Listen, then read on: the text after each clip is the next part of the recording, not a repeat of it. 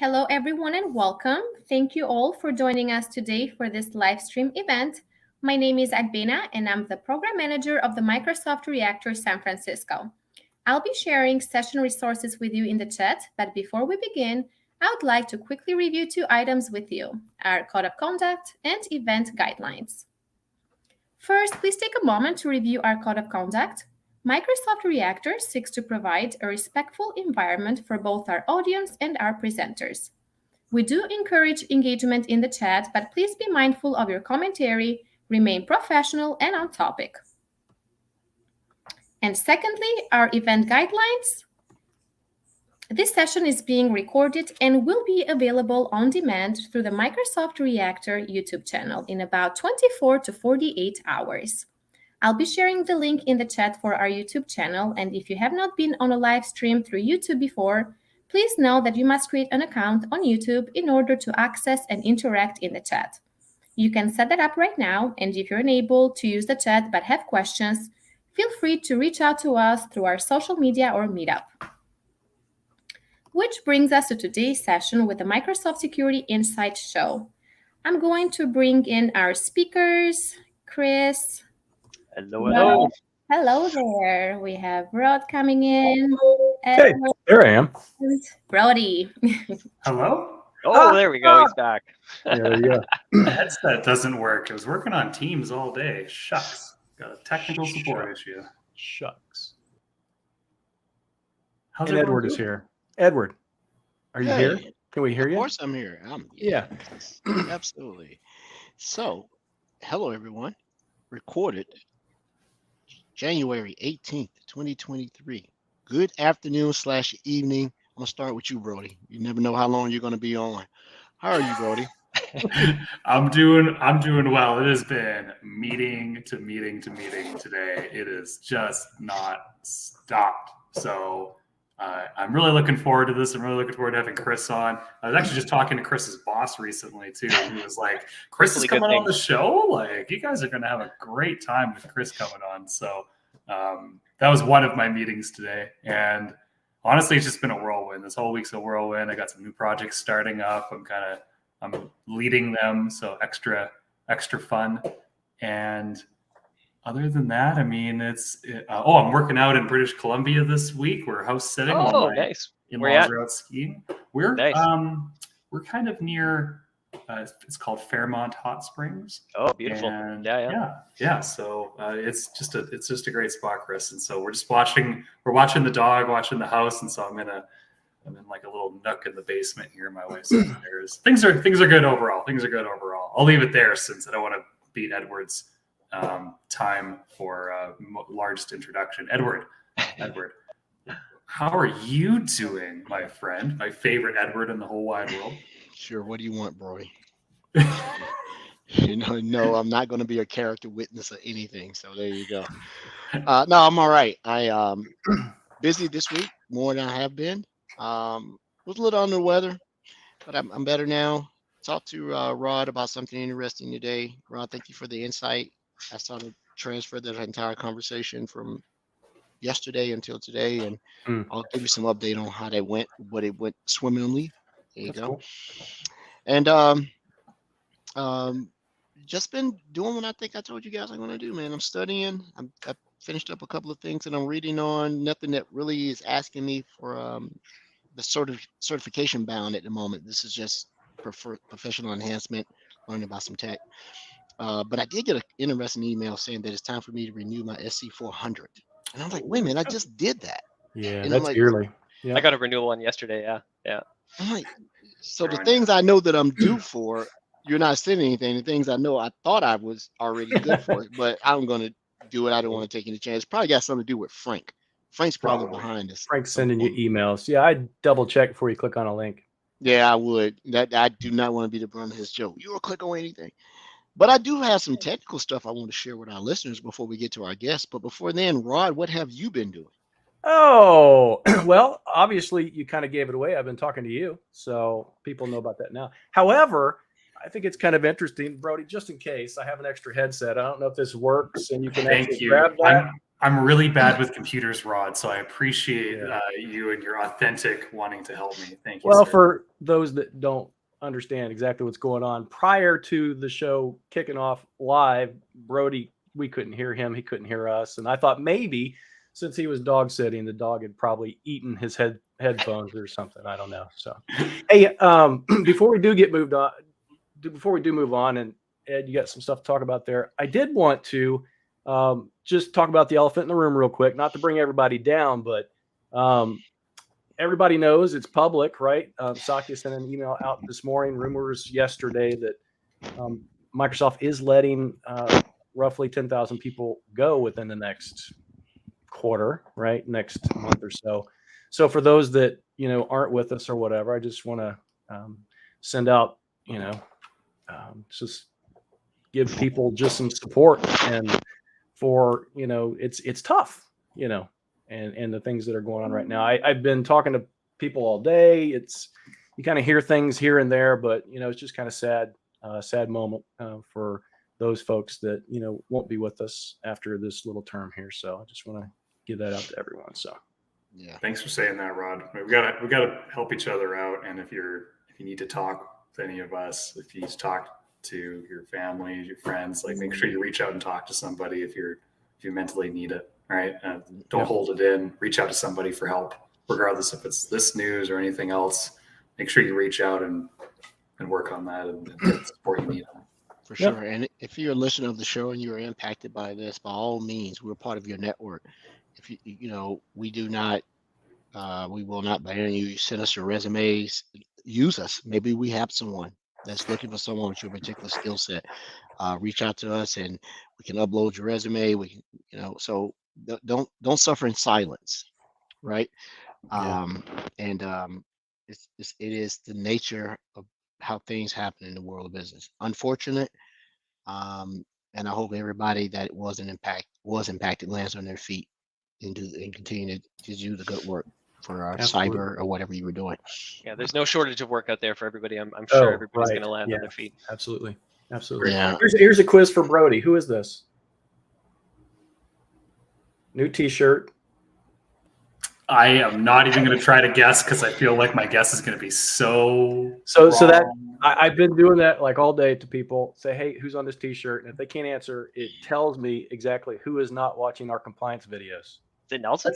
That's Nelson. Yeah. Oh, it is Nelson. It's a different profile. You would have a Nelson T-shirt. Yeah, I think so.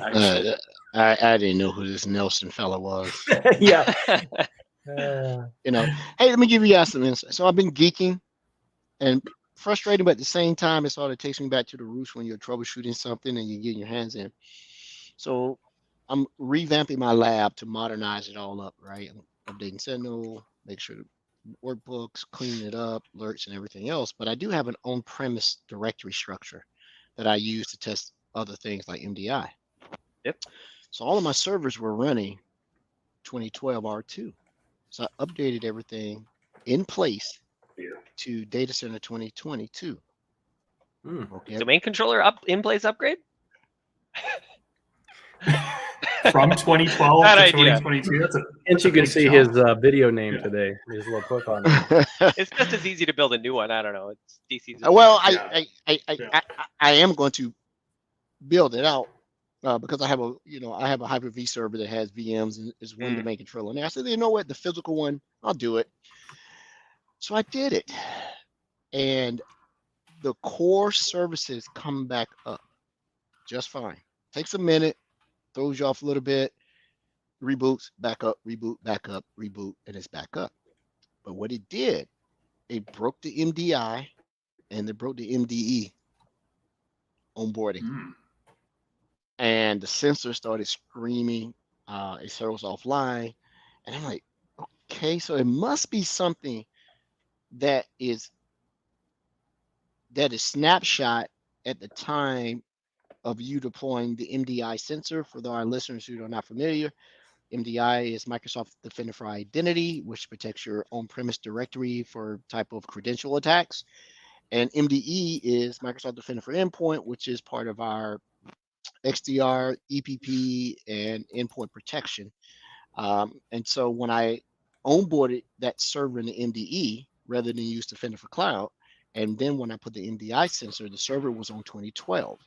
When I did it, the service would not start. So what I ended up having to do is reinstall the sensor for MDI. Came back up, did not do anything. MDE would not do it. Okay. I had to go get the installation package that you can download, then you run it, and then it came up, and it did something interesting.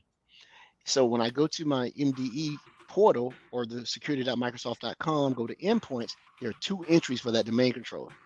Oh yeah, it'll be a history. Makes sense because 2012 R2 didn't support MDE out of the box. Like, it was not built into 2012 R2. When you move to 2019, it's part of the system, so it makes sense why you'd have to re-onboard. Yeah, and I knew it didn't run on 2012 because I watched the support matrix, but I made it work, right? Because I think it made you download this. The old MMA. We have a new agent for 2012 R2 now. Yeah. Yeah, and I got it to work. So that was interesting. It didn't. 10 minutes troubleshooting, which I'm proud of me. I just threw my hands up and gave up and said reinstall. So that worked. Now, my failure. I've been battling this Cisco Meraki thing for 2 months, and I've given up. I told Cisco Meraki, this little firewall appliance, you win. Aren't you a certified Cisco expert? Come on. Yes. Someone once called Meraki the Fisher Price of networking gear. I didn't say it. And I laughed when I heard that one. It's good for what it does, and I know sort of what the issue is, because once again, doing upgrades, I upgraded my fiber modem, and the way this fiber modem works with extending or connected to the WAN port, it no likey. So I've tried everything, and the one thing that works is you have to go in and change the addressing of the VLAN that you originally put out. 192.168.0.0. Couldn't get none of this stuff to work. 198 and DHCP wouldn't work. 192.168.1.x, and it works. So even when I set it to factory default, the old paperclip in the back, hold it, watch a video, write a couple of KQL scripts, go have a drink, come back, pull it out, it won't reset. So you win. That's okay. My washing machine is sort of off balance anyway. Put some coasters under it. Yeah. So without further, that's all I had today, man. Cool, man. And without further ado, we have a guest that is first time, but topic would be part of an ongoing, I won't say series. And he's a guest of and friend of Brodie. I reprimanded him on being a friend of Brodie. I don't ever admit that.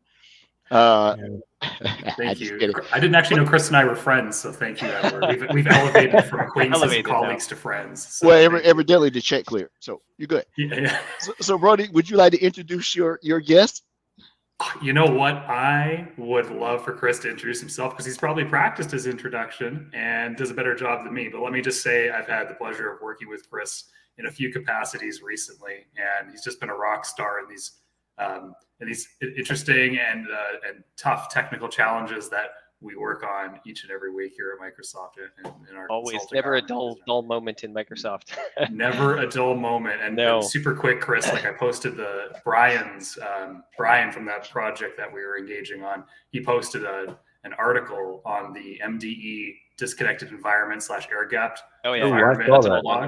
And I posted that on LinkedIn on Friday, and so we'll put that again in the show notes because we want to promote that, and that's kind of something that Chris and I have been engaged on with recently. Challenges for sure. Yeah, it's a challenge. But yeah, go ahead, Chris. Introduce yourself. Awesome. Can't wait to. I'm Chris Delzer. I'm a senior technical specialist for Microsoft in the security space. So I kind of live in British Columbia, where Brodie is right now. I'm actually on Vancouver Island. So I joined Microsoft, I think, a little over 3 years ago. I'm strictly in the security space. So my kind of background, I always worked in IT. I was a big system center geek. So config man. Mostly service manager. If anybody knows that we actually make a ticketing tool, everybody laughs. So it's not a ticketing tool. In fact, when Microsoft came to the customers and said, "Hey, what would you like?" We say we want a help desk tool, and they created Service Manager. Yeah. Yeah, was we're not going that head to good. head with ServiceNow anytime soon with that, but it had a time and place. People who own System Center, like, ServiceNow was not cheap, so it had its time and place. So I spent a ton of time in System Center, Service Manager, mostly Orchestrator, so doing a lot of automation, doing a lot of SOAR through Orchestrator, PowerShell automation, lots of stuff around Orchestrator. So I've kind of taken the opportunity to pivot my skill sets around Orchestrator and System Center into Sentinel and Logic Apps. So I kind of spend all my time these days playing with Logic Apps, Playbook, Sentinel, SOAR, automation. I think it's just the greatest, most creative asset of IT is to be able to take an idea or a problem somebody has and turn it into life. So I've got lots of playbooks that I've committed to Sentinel's official GitHub we can walk through. And today I kind of wanted to talk a lot about things like managed identities and service principles and best practices around SOAR. Kind of lots of stuff that I get asked from customers around how to work with SOAR tools within the Sentinel and Logic Apps interfaces. Cool. So- That's a mouthful. Now Kevin warned me. He said Chris, like you, Brodie, is a fast-talking Canadian hustler. People can slow it down on YouTube afterwards. So we're gonna, he said to manually slow down Chris's speech. He actually said that, which is kind of hilarious. So Rod's our audio and video editor now. So Awesome. maybe we can all move in slow motion when Chris talks. Be like a $6 million man episode. Yeah. Two things though. First of all, Chris, we're not being rude. If you see us look this way and that way, got Twitch, Discord, No and worries. stuff, so I'm setting it back up, right? And then the second thing, you actually sound like you're a Canadian. I think Brodie's not really Canadian. I honestly, Kevin was like, I don't know where Brodie's from, and I said I'm pretty sure he's from like Tampa or something. So I didn't think you were from Calgary either, to be honest. So I'm packing. I'm actually from Winnipeg originally, so right in the middle of all of the different voice inflections. I originally saw him on Corner Gas, I think. That would be pretty cool if I got on Corner Gas. Yeah, that's my favorite show. Yeah. So, Chris, what are you going to enlighten us with the intricate and complex and super sophisticated world of cybersecurity? Are you going to show us your superpower before we admit you to the Justice League or the League of Injustice? Yeah, I mean, honestly, like security operations and automation, it's the only way we're going to win against threat actors and attackers these days. And, automation has to be focal point of everything we do within security. And, the more I see automation and driving into security, the more we require permissions for things like service accounts and service principals to do things. And what we're seeing lately is a lot of threat actors, abusing these service principles, abusing these things that we're creating in order to make our lives easier. Attackers are against us. So lots of ways to help protect them and lots of things we can get into for sure. No doubt. It's a fun world out there, Chris, my friend. Absolutely. So I know leading into the topics that you want to talk about, and there's some excellent questions that we had discussed before the show. Yeah. So I know you're working on our SOAR platform. You want to discuss automation, service principles, managed identities, just leading into how these types of capabilities and solutions can help with this overall challenge that we're all confronting today. I'd love to hear it. I think you got some demo, right? We haven't done a demo session. Oh yeah, for sure. No, I don't do any. Yeah, I would just live in my demo environment for sure. And I learn from doing. So all the stuff that I'm going to show today is stuff that I'm intimately familiar with. And I think when I think about how we used to do things in automation, or how I used to do in the SOAR realm and Orchestrator, is you create these service accounts, and these service accounts need permission to do things. They need admin rights, need PowerShell rights. Eventually, these service accounts become, customers call them Skynet. We just keep giving them more and more permissions to do things, and they become these monolithic entities that scare the hell out of me. And today we have better around doing these things with, much more granular service principles, managed identities. So lots of different ways that we can optimize the security around these things to make automation work better and a little more streamlined. So give an example of, when you say automation, that seems to be so ubiquitous now that I speak English fairly well, right? And I know what automation is, but in the realm of security, people say, well, we want to automate it. What is the value of automating certain aspects of a security job? Maybe it be SOC, maybe it be just responding to what do you see as the biggest need for automation to make our lives as humans better. But at the same time, I don't automate myself out of a career. Yeah. Well, and yeah. in that respect, where do you draw the line? Do you automate everything so you don't know what's going on? Yeah, my favorite right? quote around that is automating nothing is far often better than automating everything. Because organizations that try to just automate everything, you end up with more problems than you started with. So you have to be very selective at what you automate. So, I work with a lot of teams around formulating an automation team's a good idea is design an automation team that solicits feedback from your users. Like, we did this for a large organization quite a few years ago, and they had this team of people, and they had an open form in SharePoint where you could say, I do this task 7 times a week. It takes me 15 minutes to do it every time.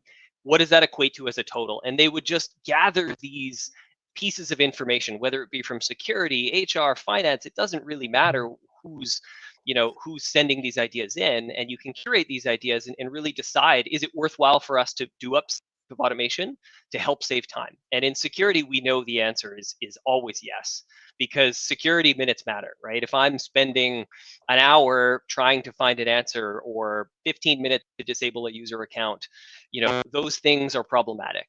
These threat actors persist in our environments, and inevitably, the longer that they're in the environments, the more damage that they can do. So security is a great way to start with automation for sure. Oh, we can't hear Brodie again. Brodie, oh no! Once again, I have it just in case you want we got it. from this broad thing and definition of Yeah. it. And you said automation of security things right there. So what I'm trying to do is get right here. Give me some common denominator of automation. I would think anything automation and security around the realm of identity would probably be my thing, because I really cut you off and get yelled at than try to automate something that goes into complex tasks or trying to do anything that requires, a little bit of judgment. Automation is good, but automation doesn't include judgment, because if it quacks like a duck, walks like a duck, swims like a duck, flies like a duck, it's probably not a duck. And why is this duck going out of the way to prove it's a duck? Right? Yeah. And a human can't. So what do you believe is worthy of automation that generally lends value to it? And I like automation around identity. What about you? Yep. Honestly, start small. So a couple episodes ago, you had Andrea talking about this new Sentinel stat module that we had out there that's all around automating the triage process. Because I always get the ask from customers is that's the first thing they want to do is disable a user account or isolate a computer or those types of things around automation. And those are great, but as a security analyst, I need some information before I determine, I should turn that account off, or I should isolate that machine. And gathering that information as part of the triage process is one of my favorite parts of automation. Is let's gather every piece of evidence, the user's devices, their MFA registration, where they're signing in from, everything that we need to know about these users and these computers and everything else. Gather that information so we can decide if taking automation to the next step is what we need to do. So triage is, I think, one of the greatest spots that you can focus on automation within security is, those meaningless tasks that your security analysts do every day, like looking up a mailbox forwarding rule for a user, figuring out whose manager this person is. Those types of things are great candidates for automation because A, there's no user impact on them. We're driving them into the security operations processes. And B, it alleviates all of those meaningless tasks that security really just doesn't want to do. We need to get them far more proactive, right? Hunting and doing response actions. The triage stuff is just not something we want to be doing all the time, over and over and over again. Great call. It does that. So, how much automation is true automation, or is it just you do these things and then hand it back over to me? Are you a true fan of 100% autonomous automation? No, not at all. There's always going to be a human element, right? And I think even when you look at our own cybersecurity platform inside of Microsoft is, security automation from a Microsoft lens is mimicking the ideal steps a human would take. That's when we think about things like automated investigation across our Defender stack, that's what we're doing in that is we're mimicking exactly what a human would do. And we're trying as much as possible to automate the steps that a human would do manually. So, automating everything is just not going to work. I'd love to see it, but in a world where threat actors are all human, we're absolutely always going to have a need for human intervention. Within the Microsoft security portfolio, and I'm just going to keep it down to maybe two, if it's another one, expand upon it, Azure and M365. Which is your favorite automation technology? Do you find yourself more endeared to automation as part of the Azure infrastructure, 365? And what are those automation products or processes that users can? Because when you say automation, like, what do? You just say, computer, automate this. So as I speak into the mouse, how do you automate in M365? Yeah, I think you sure. mentioned something about automatic investigation, but expand upon that a little bit for our listeners. Yeah. So Defender, in a nutshell, like our whole E5 security stack and all the Defender products, there's built-in automation. So when I always talk about designing SOAR capabilities and stuff, look at what you already have automated. What is natively built into the platform and the stack that's already doing automation? Because if there's no point in me jumping to creating a custom playbook to automate something if our tools are already doing it. So study your tools closely. A lot of tools have built-in automation across different security platforms. Defender for Endpoint can automatically investigate endpoints. Defender for Office can automatically investigate mailboxes. So think about what that type of automation is doing, and then help augment it with things that maybe are lacking. I use that 80-20 rule with Microsoft all the time, where we get you 80% of the way there. There's always going to be 20% to fill in with your own third-party automation, your own applications, your own processes, and those types of things. So study really hard on what are your tools automating already. Smart, Chris. Can you guys hear me okay now? Yeah, I hear you great.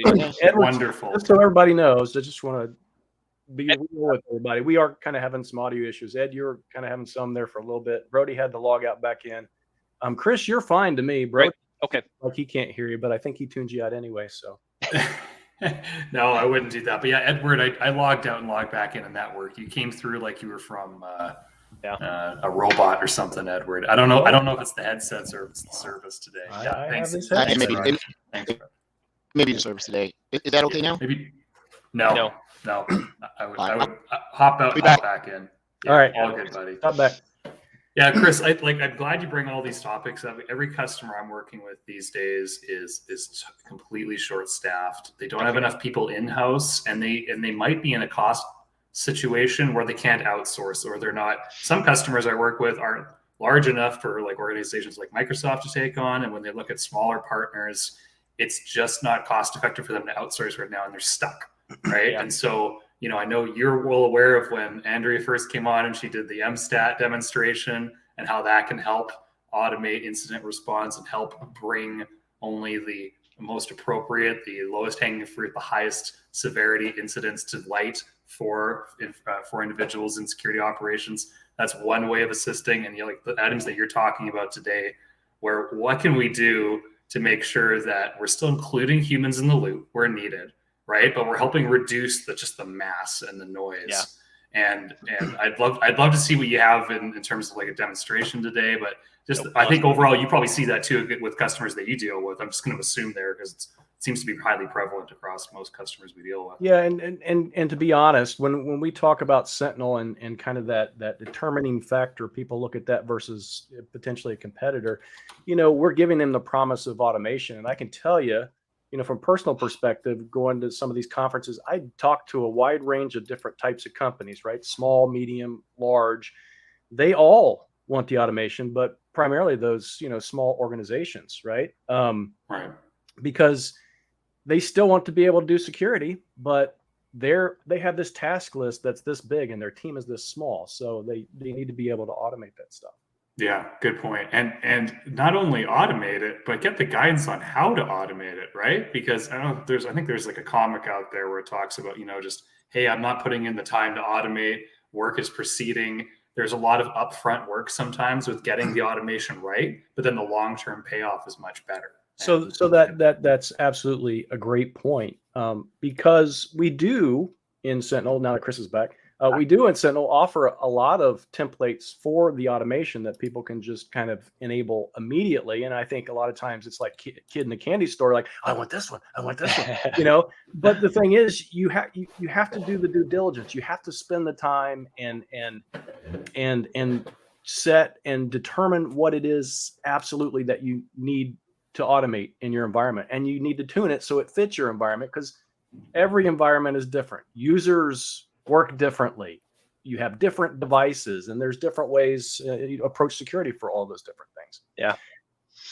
Chris, you're back. Yep. You have something there that you wanted to? Yeah. Yeah, we can I love TV versus audio. So anything for sure. Let's just share screen and let's just dive into it. I mean, because I think when we jump straight to playbooks in Sentinel, people think, this is great. I can do a lot of things within Sentinel and playbooks, but you need to kind of understand the security behind what you're doing, because I far too often see customers create these monolithic service principles without any, idea of how attackers are abusing these things. So traditionally, when we're designing automation, we're interacting with a lot of APIs. Like Graph API is out there. Everybody knows what Graph API is. So when you want to automate something within the Microsoft ecosystem, chances are you're going to automate it through Graph API. Now, automating through Graph API is great. You can do it a lot.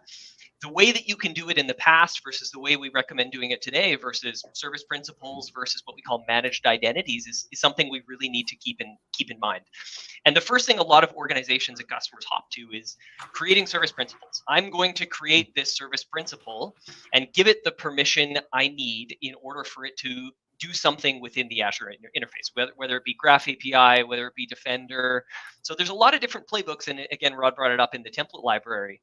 So the first thing customers normally do is create these service principles without really understanding the ramification of what these service principles do. So what customers will quickly do is create an app registration in the Azure portal and give this app registration a bunch of permissions. And you can see in here, it's very, very easy to create a service principle.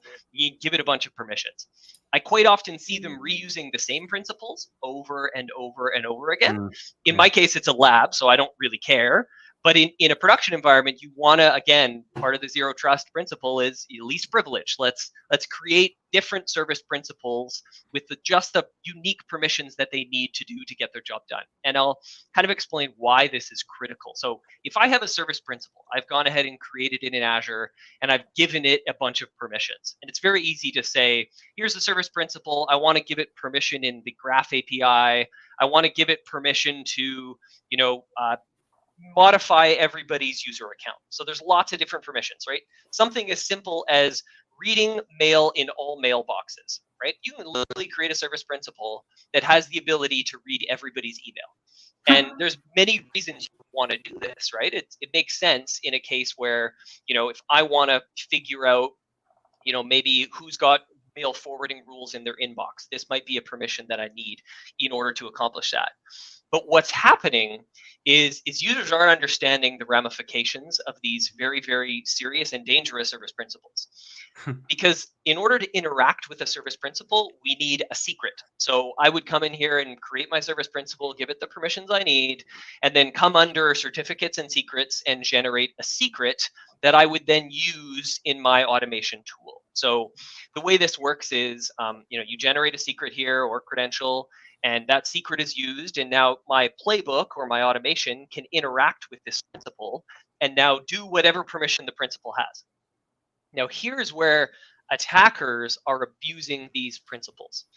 If we look back at a lot of examples, the SolarWinds is a great example where once attackers breached a customer's environment, they weren't using interactive identities to conduct recon and do their damage. What they basically did was hop into Azure with an admin account and figure out what service principles exist that have the permissions that this attacker might need. So if I'm a threat actor and I breach someone's Azure environment, I'm not looking for identities anymore. I'm looking for applications. I'm looking for an application that potentially has the ability to read everybody's email. That's a great example, exactly what happened in the SolarWinds case.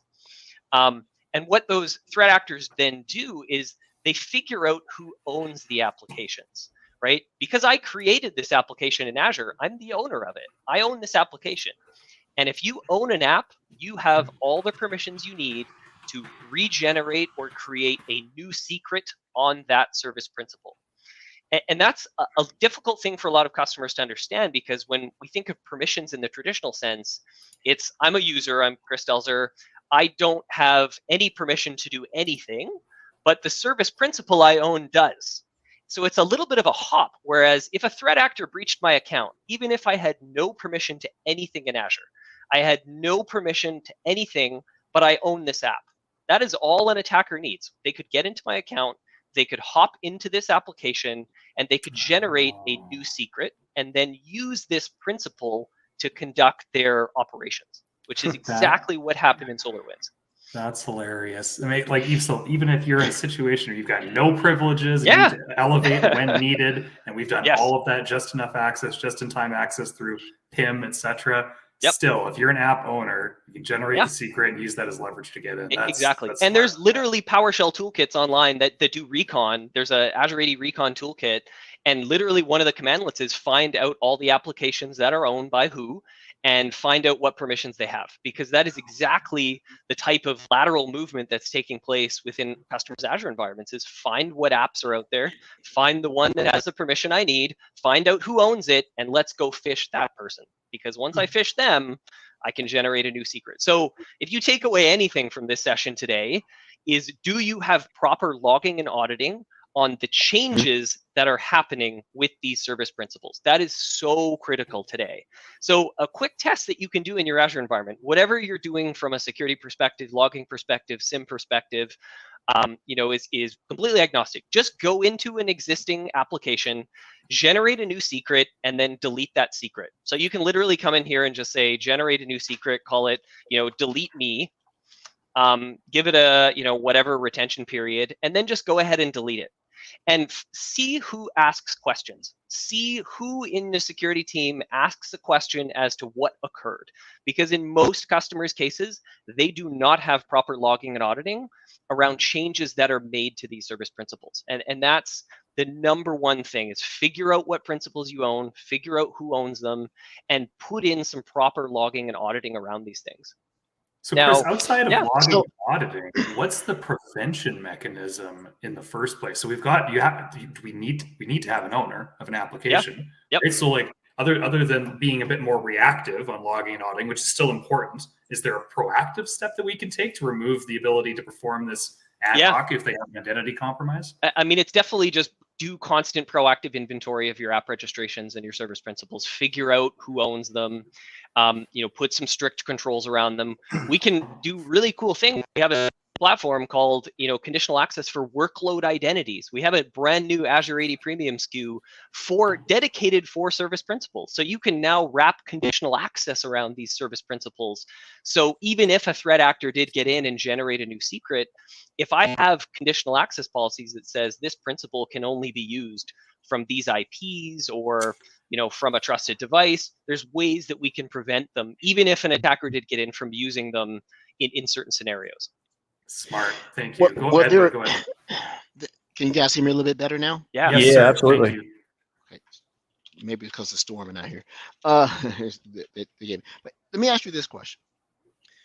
A service principal is, not directly synonymous with the old school service account. Service account, you got it. Yeah. But very similar. Very similar. Cloud-based managed identities.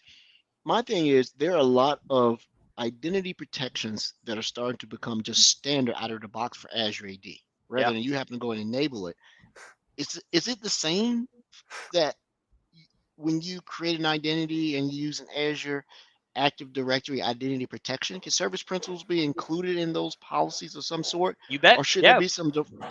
Yeah, just like we can wrap conditional access around a service principal, we can do risky-based sign-ins for service principals. We introduced that around the Ignite timeframe. So there's a new SKU you need. You actually have to pay for a license for each service principal. It's like, right, because we have Azure AD Premium. You need a license to do conditional access. Now there's a different license that you actually need to put a license on your service principals in order to use risky-based sign-ins for those service principals and things like that. So the licensing has to be equivalent to a human licensing. It's like Yep. E5 or P2. Yeah, it's a AADP24. We call it a workload identity license. So it's a new license. Basically, if you just Google workload identities in Azure, you'll see all the documentation around it. Yeah. So we're treating them as workload identities, whether it's a service account, service principal, a managed identity. These are all what we consider as workload identities, is kind of the new term we're using for it.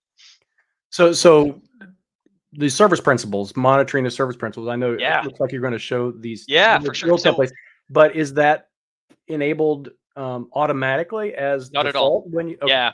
So these analytic rules out of the box for Sentinel are where I would recommend every customer go, because Sentinel is free. We have free data sources for things like the Azure audit logs. And guess what? All of those changes to service principals come from. They come from the audit log.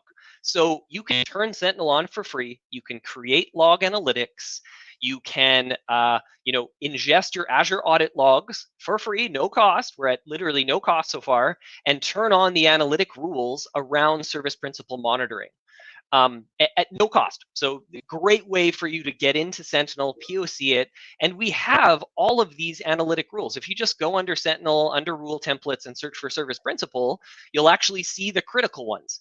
And, funny enough, we bolstered all of these analytic rules right after SolarWinds, right? Because historically, we didn't see attackers going after these things as much as they do now.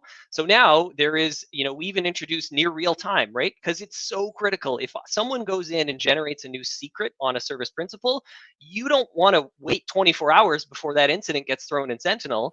So we introduced new real time, near real time, which is what the NRT means, around service principals. So I've got one in here for the first credential is added or a new credential is added.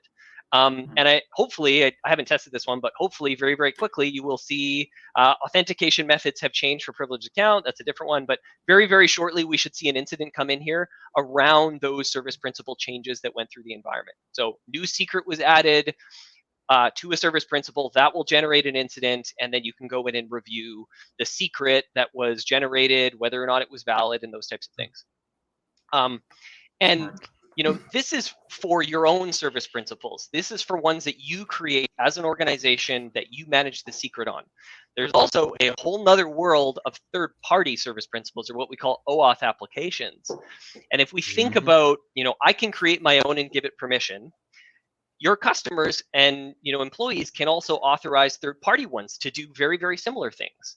I mean, I use the iOS Mail app as a good example. Like today, in order to check your email on an iPhone, that's an application in Azure AD that's called iOS Mail, and it grants the iOS Mail app the ability to read your email.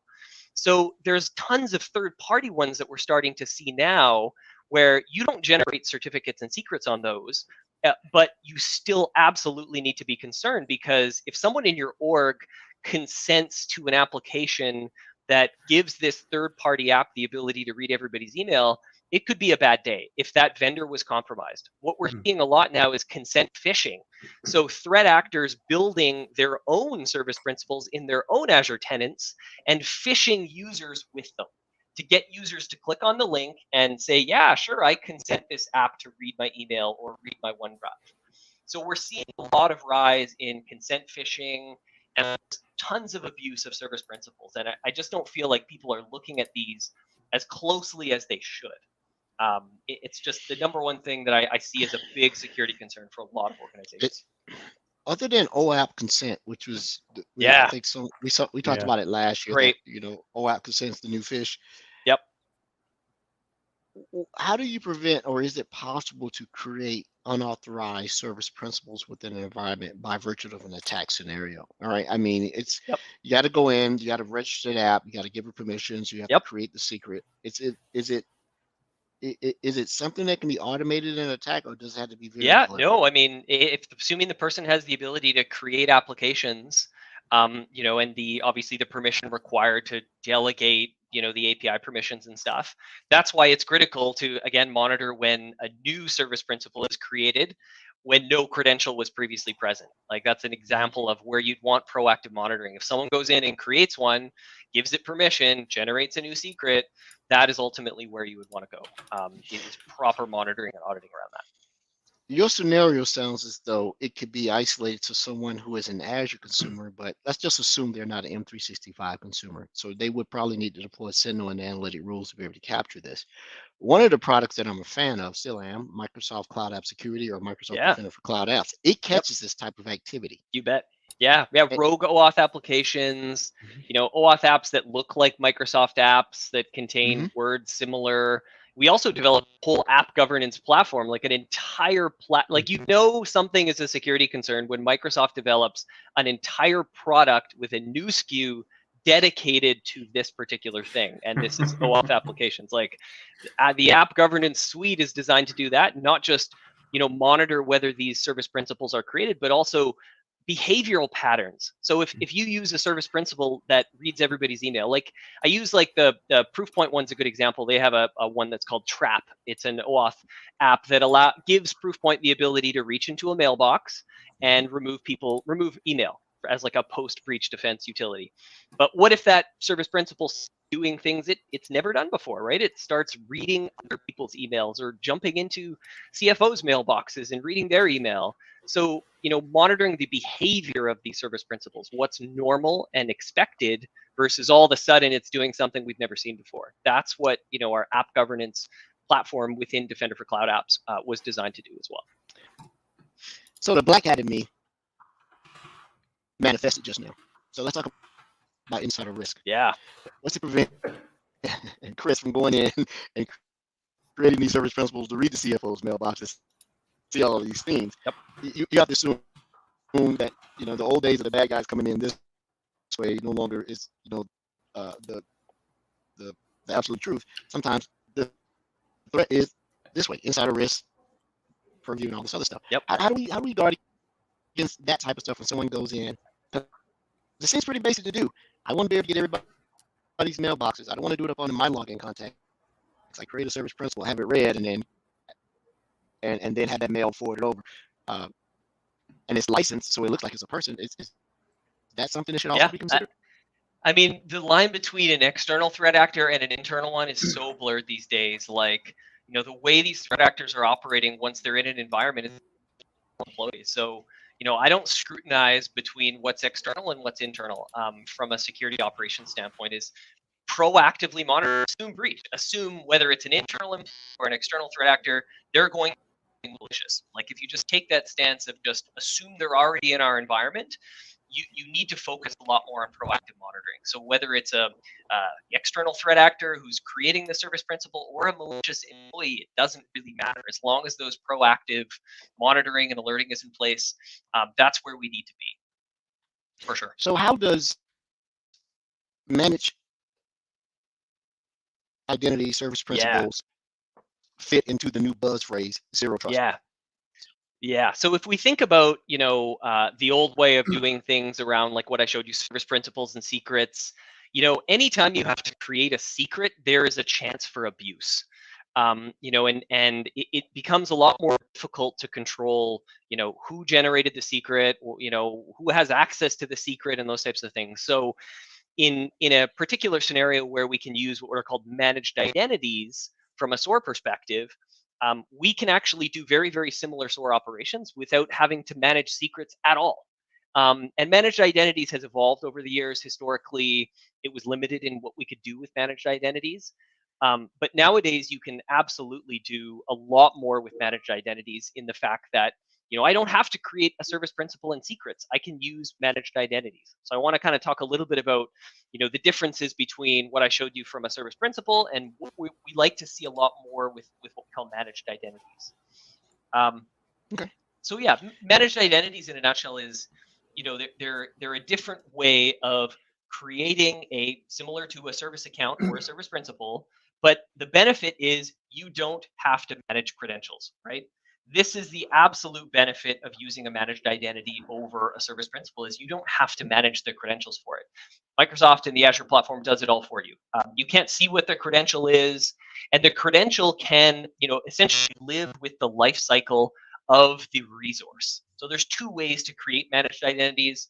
There's a system assigned one and a user assigned one.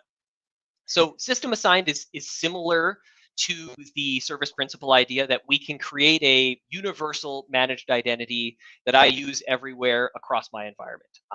Or we can create a user assigned one that acts as a standalone Azure resource. So from a playbook perspective, and I'm going to hyper focus on Sentinel and how managed identities are used, is historically we create a playbook within Sentinel. It's a logic app, and that logic app has to do something, right?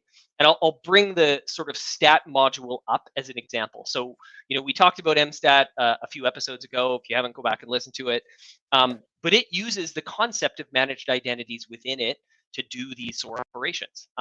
So what you basically see when you install the MStat module is it comes with a PowerShell script that is used to give permissions to all of the different managed identities that exist within this particular solution. You can see it comes with, I think, like 8 or 9 different what we call logic apps.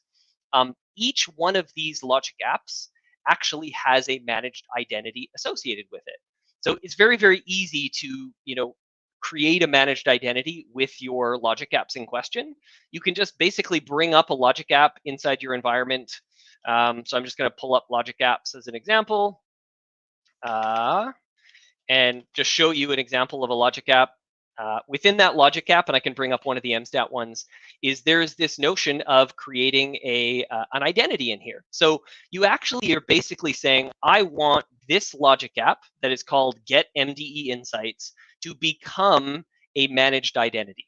So I'm not provisioning an identity, I'm not provisioning a secret, I'm not provisioning a credential. I'm simply saying, I want this logic app to become a system-assigned managed identity. And now that this has become a managed identity, I can give it permissions.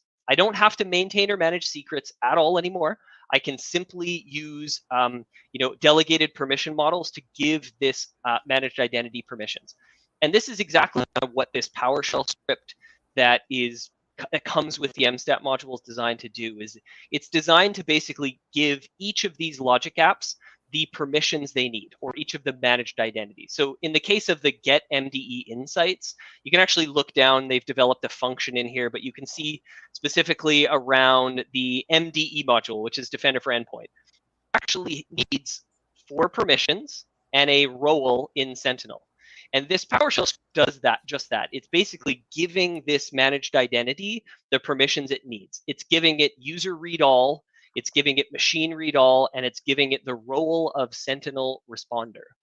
So rather than me using this monolithic service principal, giving it tons of permissions, I'm basically taking each logic app that I want to do SOAR with and turning that into a managed identity and giving it the granular permissions it needs to do in order to do its job.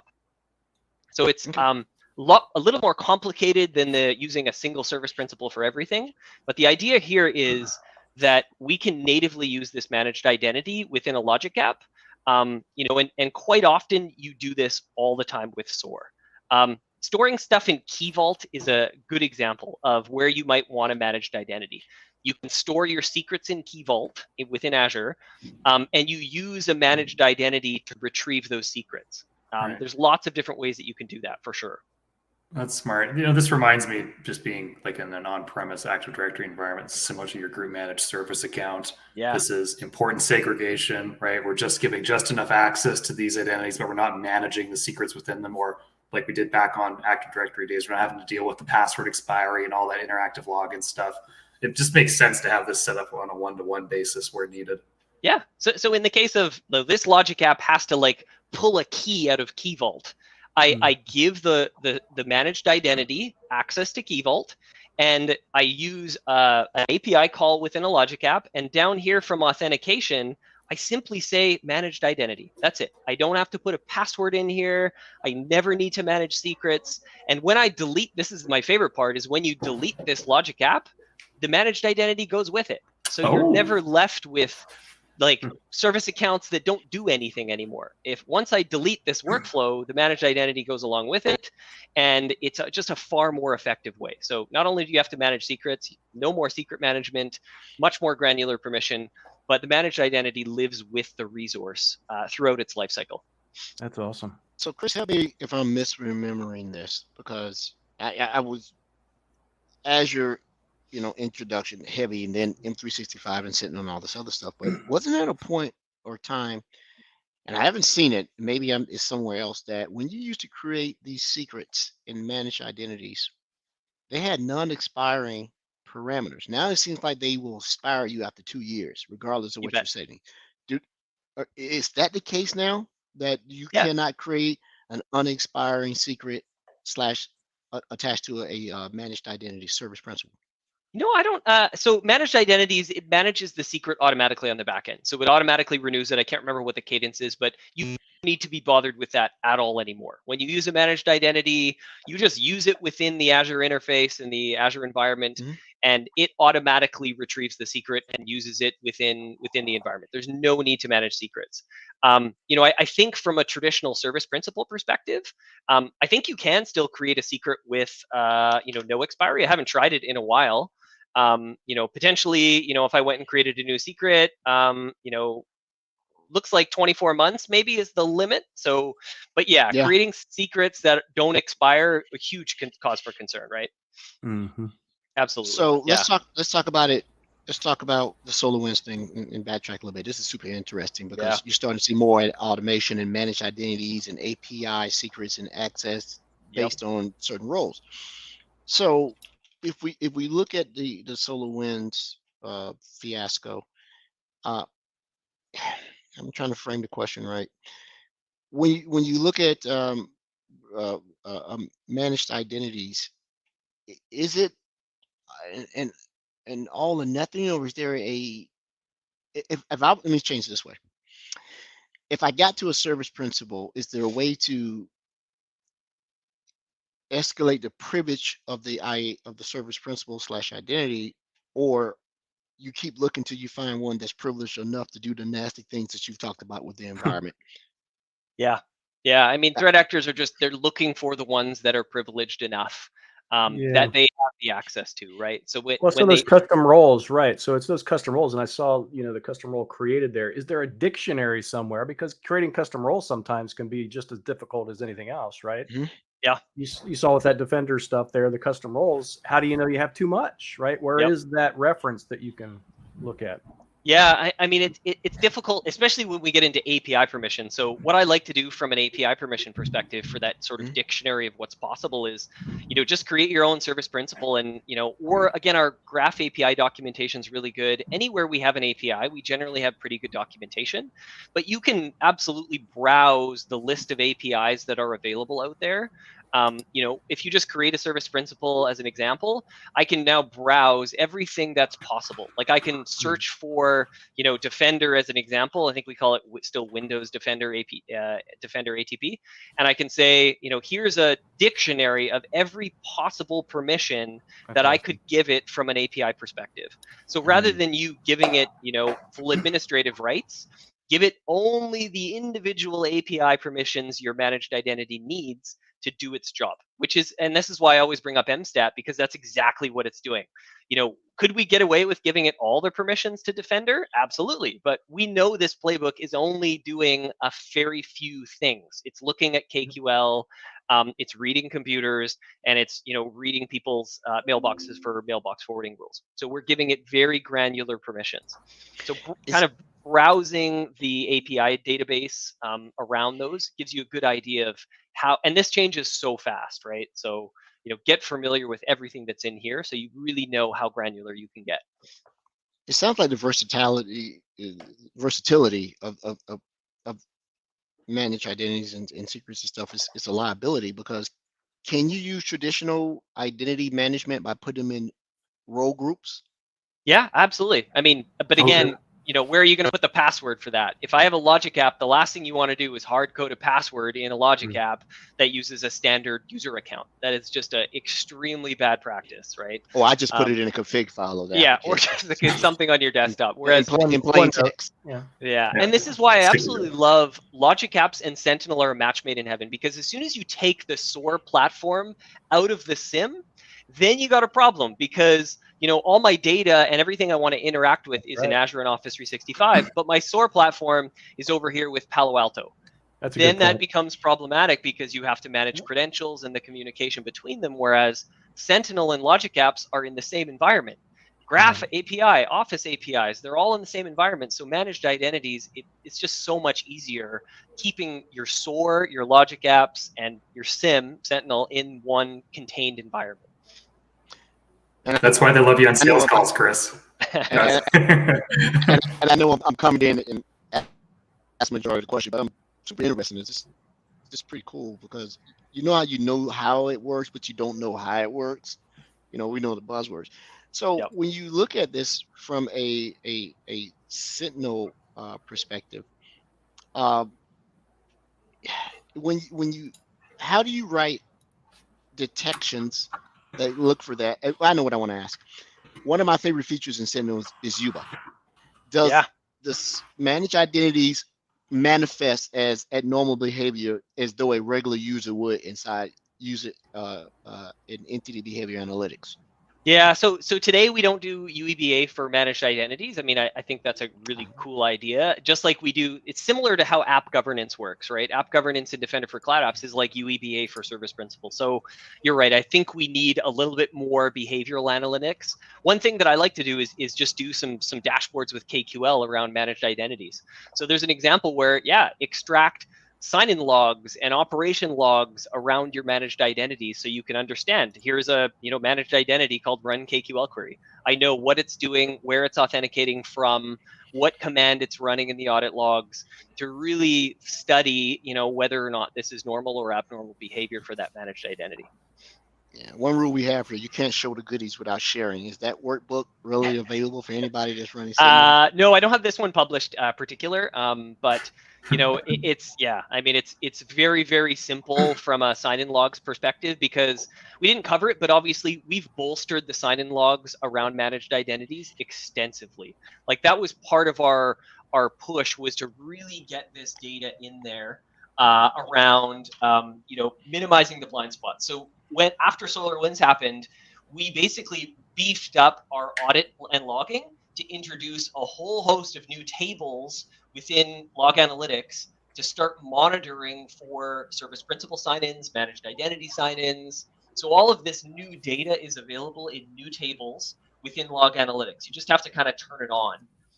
And then you can basically just generate all the workbooks you want around these things. In this case, there's just two tables that I'm looking at here, AAD service principal logs joined with managed identity logs. So just two different tables that I'm using to basically pull that logging data into a workbook and allow me to kind of see what service principals and managed identities are doing across the different auditing logs within my environment. Okay. Cool. Hey, Chris, so I don't know if this is possible, but earlier you were touching on determining exactly which permissions a managed identity would need to perform its task, right? Yeah. So let's say, it's got and I'm just making things up on the fly here, a read, another read and a write permission to various aspects of this application or this, whatever it may be. Is there a way to check how often a managed identity would actually leverage that permission so that you can start okay, we've got all this set up, but now we really want to lean into just enough access principles. So can we find out, hey, did that app really need those 5 permissions, or can it get away with 3? Is there a way of doing that? It's a tough one for sure. And I mean, I think just, monitoring the audit logs, understanding kind of, what the service principal is doing, right? What it's accessing, what resource it's accessing.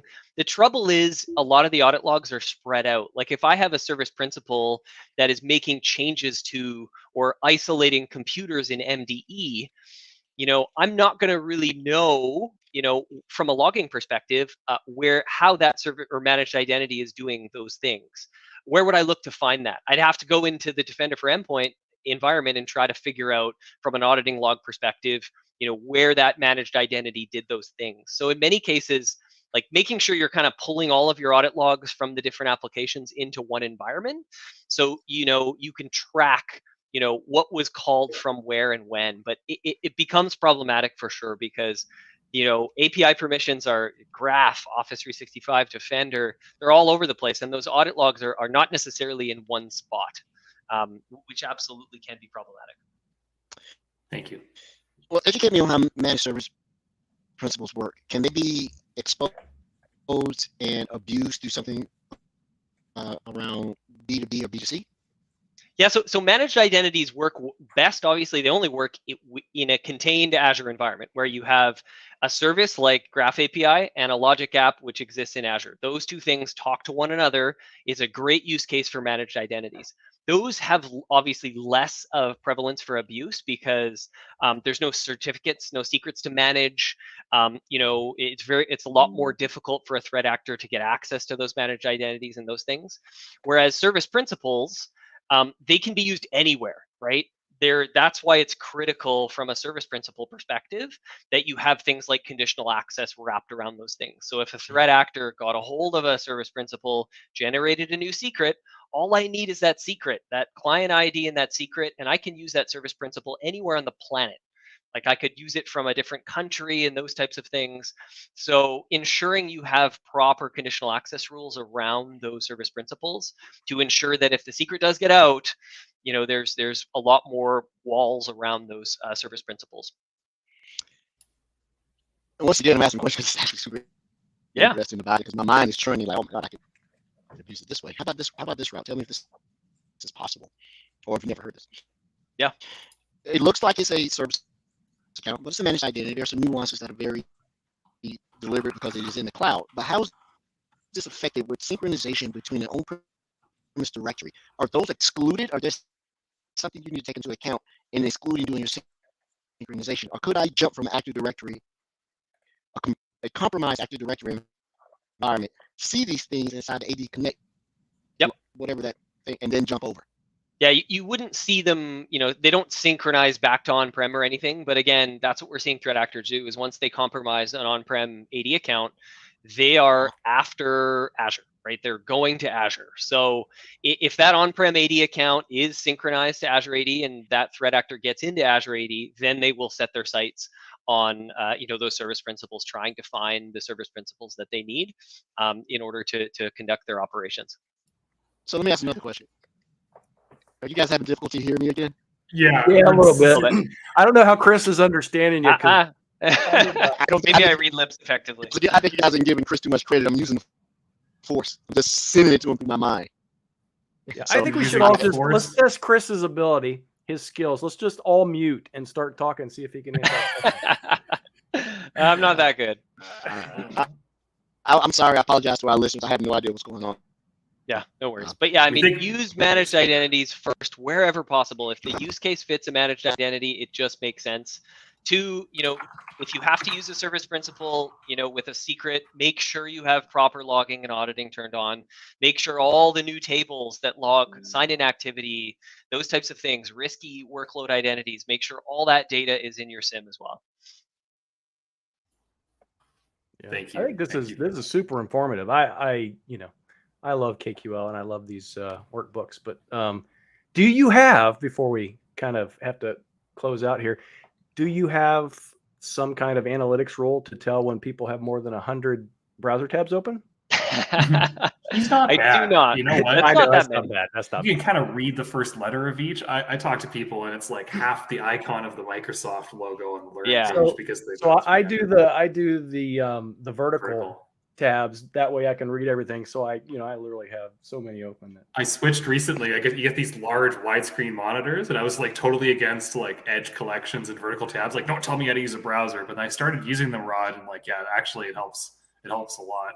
You have to put them out of the way when you do demos. But other than that, yes, Actually, absolutely. there is a way you could write a little bit of a PowerShell script to go look at one single tab open and then look inside task manager and the amount of resources used. You just extrapolate it, right?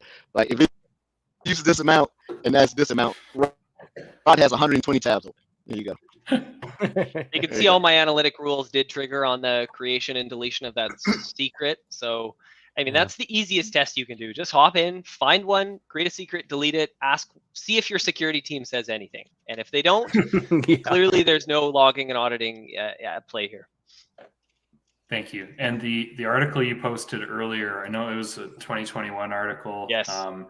It's still relevant. We'd still like to. Relevant. Great. We'd like to put that in the show notes and promote that.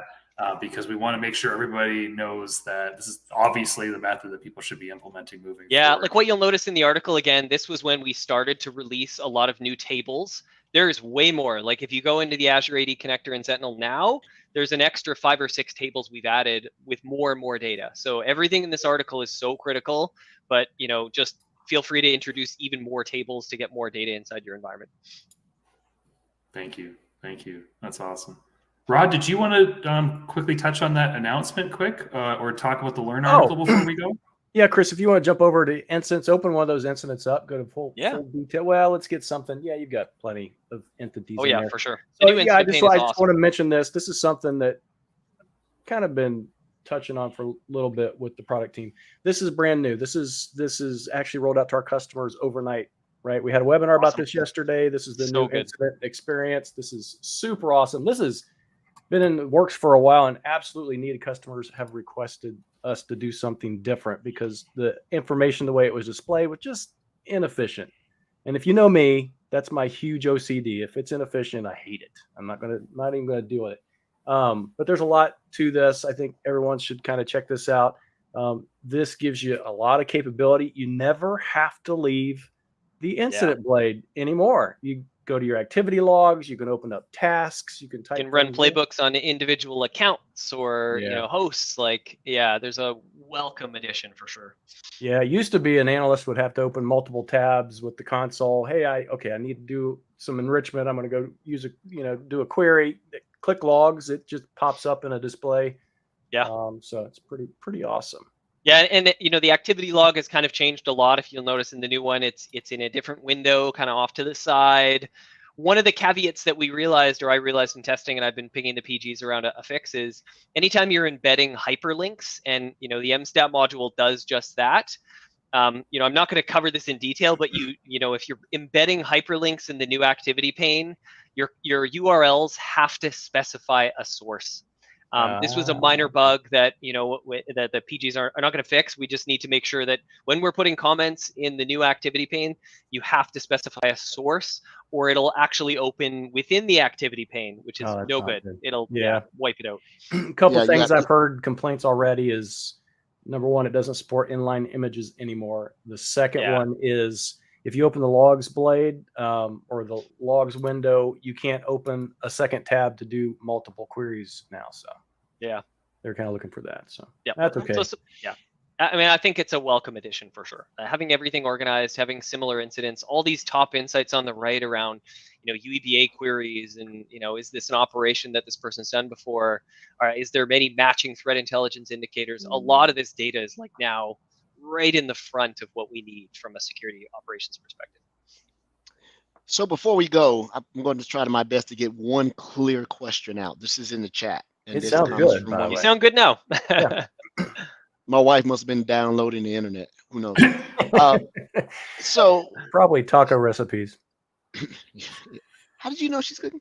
Anyway, can the app service running under a managed identity act on behalf of a user, and email pops up, and the user signs into a protected web app, calls a protected API, aka app service? Would the app service have details about the logged in user and their claims if the web app has used claims transformation? Yeah, that's a tricky one.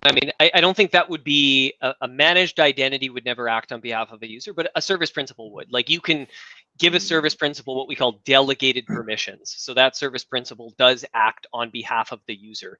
And that's trying to understand the difference between delegated permission and application level permissions within service principals is a whole topic in itself. But absolutely, if you had a service principal with delegated permissions and a user attempts to use that service principal, you would have all the information about that user within that particular service principal access. And that's what I thought based on my limited exposure to it. Most of the time is messing with Lighthouse and then getting access to managed identities because of MSSP or something wants permission to a certain role group or something. That's my exposure to using it. This has been highly informative. Yes. I could talk all days on this stuff for sure. Well, if we can get a part 2, we'll bring you back. Oh yeah. And continue through this. We have to run it by Andrea first. She'll be all right. Andrea's making sure we have informative and interesting guests, Chris. And if she was here, I think she'd be like, "Oh yeah, he nailed it. Let's get that guy back on." So thank you very much for coming on and showing us this, and thank you to everybody who's listening and watching. We think there's something up with something, and that's what's been affecting our audio and streaming capabilities today. So thanks for sticking with us. And Edward was asking some amazing questions. Chris got all of them somehow and was able to answer them. So it was great teamwork overall. That was awesome. That's the best part. I sent it to him in advance. Like, there you go. Made for good Chris, TV. if you're ever in the South, Yeah. South meaning Georgia, look me up, man. Take you for a beer if I'm ever up your way. Vancouver, right? Yeah, I think I'm on Vancouver Island. I'm kind of small community right on the ocean. Yeah. That's where all the rich people live. My dad lives near the airport, Chris, like 10 minutes away from the airport. Whereabouts on the island? So I'm mid, sort of, we call it North Island, but I'm in Comox. It's a very, very small town, kind of, east side of the island. Cool. Well, next time I go hassle him, and maybe I'll invite you up too. Yeah, Cool. yeah, for sure. We can go fishing and bear hunting. Oh yeah. Yes, bear hunting. Yes, Edward. That's the first thing we're gonna do when you come up here. Bear hunting. Bear wrestling. That's what it is. Bear wrestling. Yeah. Thank you guys for coming know on, Chris. Yeah, Thank you absolutely. so much, Chris. Yeah. Is there anything else we need to do before we go here, Rod? You going to learn? That's it. To our listeners, I think we're going to supply the links to our Learn modules and some docs that we supplied for Microsoft Sentinel, and we'll include that in the show notes. And for our listeners and our watchers, it's been another great week. Chris, appreciate it. And we will see you all next week. No problem. Thanks, everyone. See you next week. Thank you, Reactor. Thanks, everyone. Thanks, everyone.